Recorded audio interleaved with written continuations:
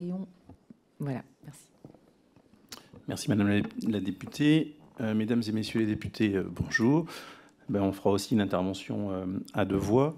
Alors, tout d'abord, vous précisez que notre intervention ne sera pas très différente des précédentes.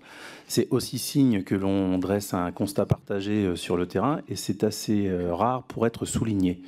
Ça veut dire aussi qu'il y a une certaine urgence à prendre à bras-le-corps la situation de l'éducation aujourd'hui. Alors, si on en revient aux propos du ministre et de la Première ministre sur la rentrée, non, les conditions n'étaient pas acceptables ni optimales. On aurait même plutôt tendance à dire que la situation nous semble assez dramatique globalement.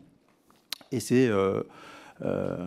alors, pas dans tous les territoires, on doit vous l'accorder, et c'est ce que nos collègues nous ont aussi remonté. C'est-à-dire qu'il y a une certaine disparité selon les départements où nous avons eu des remontées. C'est-à-dire que, par exemple, dans le Nord, les collègues ont dit qu'aujourd'hui, en tout cas, la situation n'était peut-être pas pire que l'année dernière, mais dans d'autres départements, la situation est bien inverse. Voilà. Bon, quoi qu'il en soit, dans l'ensemble des départements, et quasiment sans exception, nous sommes face à des difficultés, face au volant de personnel en nombre suffisant pour faire tourner la machine. Alors certes, on a, comme nous l'avons dit avec d'autres organisations syndicales, des grandes difficultés lors du recrutement de cette année, ce qui a engendré une certaine difficulté, mais on doit aussi mettre en perspective les difficultés de recrutement des années passées, la volonté de diminution du nombre de fonctionnaires, ce qui entraîne aujourd'hui des difficultés accrues et certains points de blocage. Alors, comme les camarades, les collègues l'ont souligné, on a une disparité par rapport au département en termes d'attractivité et en termes de difficulté. C'est-à-dire que de façon médiatique, nous parlons beaucoup des départements parisiens ou de la couronne parisienne qui ont du mal à attirer les collègues. On tient à rappeler que de nombreux départements ruraux sont aussi en très grande difficulté pour attirer un certain nombre non seulement de stagiaires, de listes complémentaires, mais aussi de contractuels. Alors, concernant les listes complémentaires, effectivement, les derniers chiffres montrent qu'on est quasiment à 2/3 de recrutés à ce jour. Alors, il nous paraît illusoire de penser que la totalité des listes complémentaires serait en capacité d'être recrutée, pour diverses raisons. Des collègues qui ne veulent pas être affectés dans des départements qu'ils n'auraient pas choisis ou qui engageraient des difficultés personnelles, familiales, etc.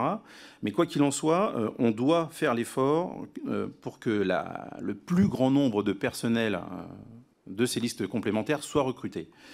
Et là, on a eu affaire à un certain blocage et un certain retard dans la mise un petit peu en musique de la chose, c'est-à-dire que dès le mois de juin, le ministère nous assurait des consignes données pour recruter la globalité de ces listes complémentaires.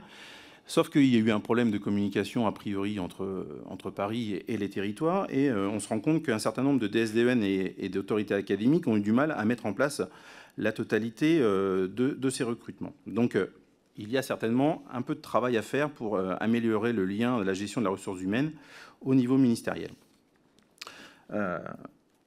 On a aussi affaire à, comme je l'ai un peu évoqué juste avant, dans certaines académies, le recrutement au fil de l'eau des personnels sur liste complémentaire. On le fait selon une liste. On ne tient pas compte assez des vœux initiaux d'affectation que les personnels ont pu émettre. Et c'est assez repoussoir pour un certain nombre d'étudiants et d'étudiantes. Alors, on pense qu'il serait bon de s'appuyer sur ce qu'il s'est fait il y a quelques années, ou ce qui s'est fait même cette année dans l'Académie de Clermont, c'est-à-dire gérer au plus près les affectations et échanger avec les lauréats et les lauréates pour que ces affectations se fassent en fonction de leurs vœux, quitte à ajuster les choses dans les premières semaines d'exercice. Voilà, c'est la question de l'attractivité de certains départements pose aussi un certain nombre de problèmes pour les jeunes collègues. Comme il a été dit, la question de l'attractivité des centres urbains, des lieux de vie, lieux de vie sociale et familiale.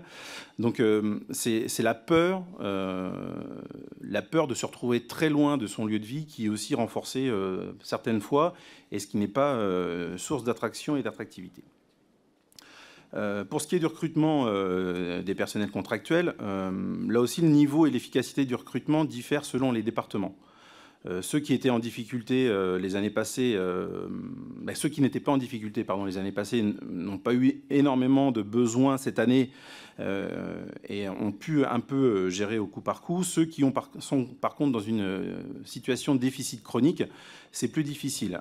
Prenons le cas de la Seine-Saint-Denis, qui a donc besoin de 900 contractuels pour encadrer la totalité des classes et qui aujourd'hui peine à en trouver 800. Donc ça reste problématique. Notons aussi que sur cette rentrée, on peut dénoncer la méthode employée visant à médiatiser et à promouvoir les job dating qui n'ont pas été du meilleur effet à la fois pour les familles mais aussi pour les personnels recrutés. Voilà, nous disons même que ce serait plutôt contre-productif. Voilà. Alors, sur ces personnels contractuels, nous, on pense que pour garantir l'avenir, la première chose à mettre en place reste quand même un plan de titularisation des contractuels sans condition de concours et de nationalité, ce qui nous permettrait de voir un peu venir et de garantir à la fois l'avenir des personnels, mais aussi de l'éducation. Alors pour l'avenir, c'est là où on essaie de se projeter sur les semaines à venir. Et sans être devin, on se rend bien compte que là, dans les semaines à venir, ce qui peut être aujourd'hui correct ou convenable reste une bulle. Les premières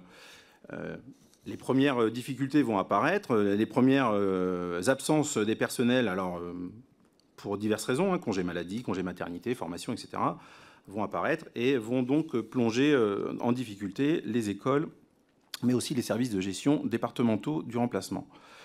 Alors pour aller un petit peu plus vite, je dirais que on a aussi affaire à un danger, et ça a été soulevé par les collègues, c'est la question de pérenniser les personnels à la fois titulaires, contractuels aussi, c'est-à-dire que les conditions financières des contractuels, le non-remboursement des déplacements pour les remplacements vont certainement poser problème, peuvent aussi décourager certains collègues de continuer. Pour ce qui est des personnels titulaires, on n'a pas de chiffre précis sur le nombre exact de collègues qui se détournent du métier. Cependant, on a quand même une multiplication d'appels et de demandes de leur part parce qu'ils sont épuisés par le métier, par la charge administrative, les réformes successives ou même la perte de sens de leur métier. Alors, la situation existe réellement. Et pour preuve, certains DAZEN s'en émeuvent. C'est le cas du DAZEN du Rhône qui, lors d'un comité technique, l'a admis. Donc ce sont des situations qui existent. Donc il va falloir se pencher assez rapidement sur cette question et pouvoir lui répondre. Enfin, quelques autres points de blocage rencontrés en cette rentrée. La question des affectations des contractuels sur des supports non pourvus par les titulaires. Alors certes, parfois ces postes sont bien vacants, mais souvent les collègues titulaires restaient en attente d'affectation et auraient été intéressés par ces postes. Donc, nous rappelons que l'affectation des fonctionnaires titulaires reste prioritaire à celle des non-titulaires. Cette question fait écho aussi à un manque avéré et répété depuis la réforme de la fonction publique, c'est-à-dire celui de la remise en cause des commissions paritaires et de la place des élus.